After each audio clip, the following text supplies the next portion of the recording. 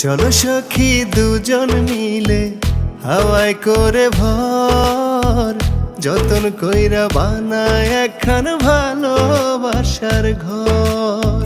চলো সখা দুজন মিলে হাওয়ায় করে ভর, যতন কইরা বানাই একখান ভালোবাসার ঘর। তুমি আমার মনেরই মানুষ,